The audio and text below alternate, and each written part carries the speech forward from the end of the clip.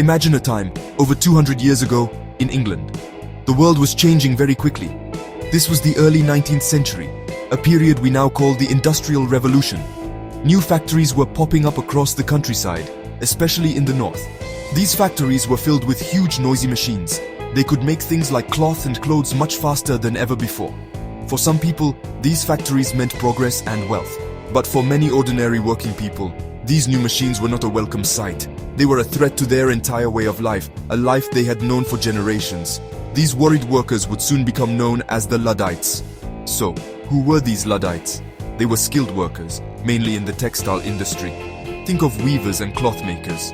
For years, they had worked from their own homes or in small workshops. They used hand looms and other tools that required great skill and training to operate. They took pride in their craft and in the quality of the goods they produced. This system gave them a sense of independence and control over their work. They could decide their own hours and work at their own pace.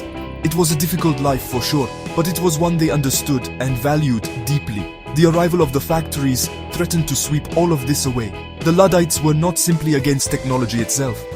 That's a common mistake people make about them. They were not just angry old-fashioned people who hated anything new. Instead, they were fighting for something very specific, their livelihood and their dignity. The new factory machines did not need skilled operators. They could be run by children or unskilled laborers for very low pay. This meant the factory owners could produce cloth more cheaply. As a result, the skilled weavers found it impossible to compete. The factory owners were driving down wages and putting them out of a job, leaving them and their families to face poverty and starvation. Their name, Luddites, is a bit of a mystery. The story goes that they were named after a mythical leader called Ned Ludd. Some say he was an apprentice who smashed a machine in a fit of anger years earlier. Whether Ned Ludd was a real person or just a legend, his name became a powerful symbol. Letters sent to factory owners, warning them to get rid of their new machines, were often signed from Ned Ludd's office. This created the idea of a secret, organized army of rebels. It gave the workers a shared identity and a heroic figure to rally behind in their desperate struggle against the factory owners. The Luddites were worried and angry, and they felt they had no other choice but to take direct action. Their protests were not quiet affairs. They were dramatic and often violent. Between 1811 and 1816, groups of Luddites would gather secretly at night. They would disguise themselves, sometimes with blackened faces or women's clothes, to avoid being recognized. Armed with hammers, axes, and sometimes even guns, they would march to the factories that they saw as the source of all their problems. Their goal was clear and very specific. They wanted to destroy the machines that were destroying their lives and their communities. Once inside a factory, the Luddites worked with military precision. They knew exactly which machines to target. They would smash the wide weaving frames and the shearing machines that finished the cloth. These were the very inventions that allowed factory owners to hire cheap, unskilled labor. It was a targeted attack. They were not just breaking things for fun.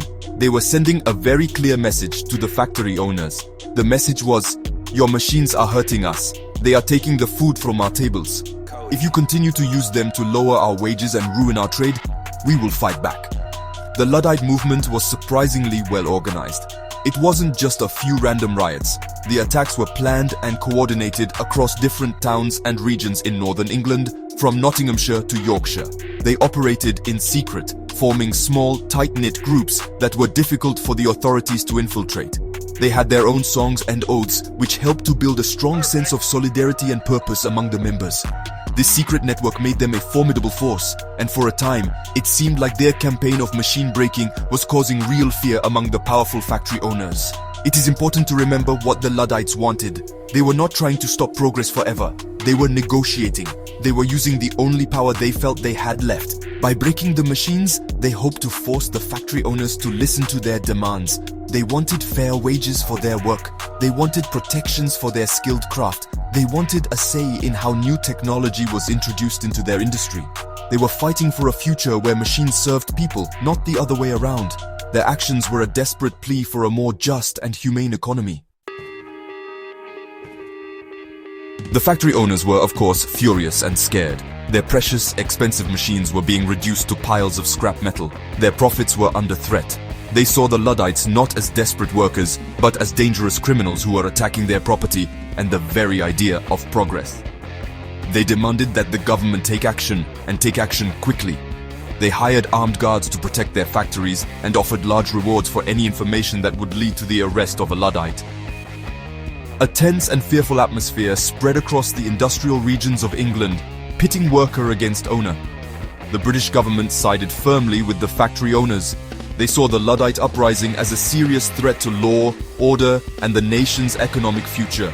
At the time, Britain was also fighting a long and expensive war against Napoleon's France. The government was terrified that the Luddite protests could grow into a full-blown revolution similar to what had happened in France just a few decades earlier. They were determined to crush the movement before it could spread any further. The government's response was not just firm, it was incredibly harsh and severe. To stop the Luddites, the government passed new laws. In 1812, they made machine breaking a capital offense. This meant that a person could be executed by hanging simply for damaging a piece of machinery. This was an extreme measure, showing just how seriously the authorities took the threat. The government also sent thousands of soldiers into the areas where the Luddites were active.